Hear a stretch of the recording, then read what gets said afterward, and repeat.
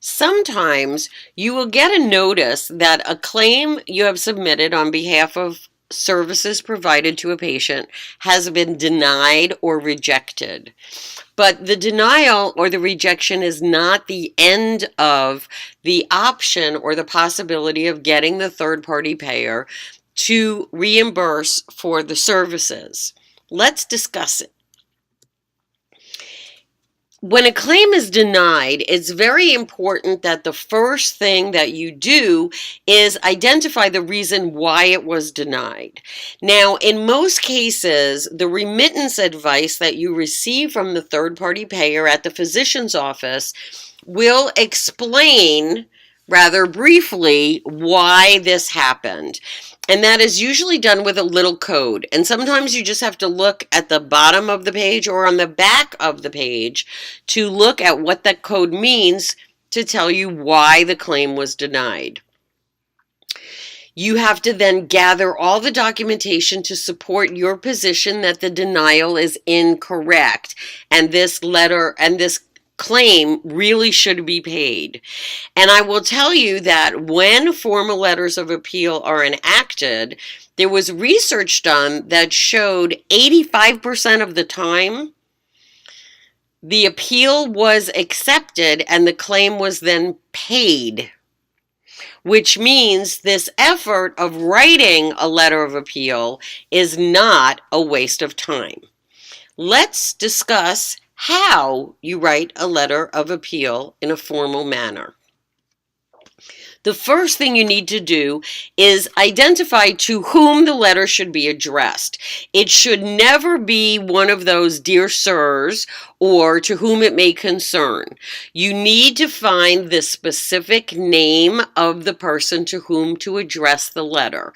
So pick up the phone and call the 800 number or the toll-free number and ask for the name, the title, and the physical address or the email address of the person to whom you should address this appeal. This is very important. While you're getting the name, make sure you double check with the person on the phone how to spell the person's name. Do not assume. People spell their names very differently. Smith might be S-M-I-T-H or S-M-Y-T-H or S-M-Y-T-H-E. You want to make sure you are showing this person professionalism by ensuring that you spell their name correctly. Now we're going to start writing the letter. In between, and you must use professional layout with the date and the name and address at the top, and then you write Dear Ms. Jones.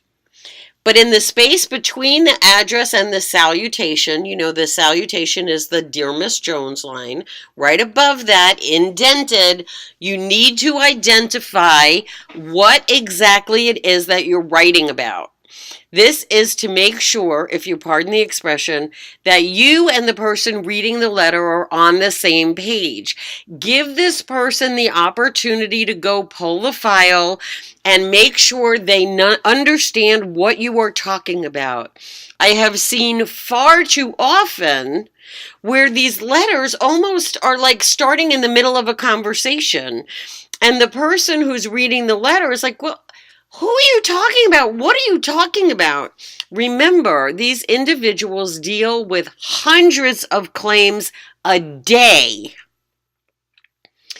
Provide the information as shown on the screen so that they can know exactly what you are talking about, and then they can begin to appreciate what you are saying to convince them that the claim should be paid. The next is the salutation, and as I mentioned before, you always want to use a proper business salutation. Mr. Smith, Dear Mr. Smith, or Dear Ms. Jones. Never use to whom it may concern, because the response will be, well, it's none of my concern. Throw it in the garbage. You don't want that. The body of the letter needs to state, paragraph by paragraph, exactly what the issue is. This says this patient did not have coverage. However, we did eligibility and verification with Sally Rogers on this date at this time before the procedure was done, and we were told that the coverage was, in fact, there for this patient for this procedure at that time. You want to lay out all of the details, be very detailed, and be very factual. They don't care that this person cannot afford whatever. They don't care that you may lose your job. They don't care. It's not the issue. The issue is you want to share the truth and you want to make sure everything is complete. The closing and the signature, you always want to make sure in your last paragraph that you explain to them how to get in touch with you to make it easy for them to respond. Again, do not make them go and find the name of your facility and the address and the phone number and the whatever. Put it there. You know this by heart. They do not. Make it easy for them to respond to you. Okay, if you have any questions, ask your instructor.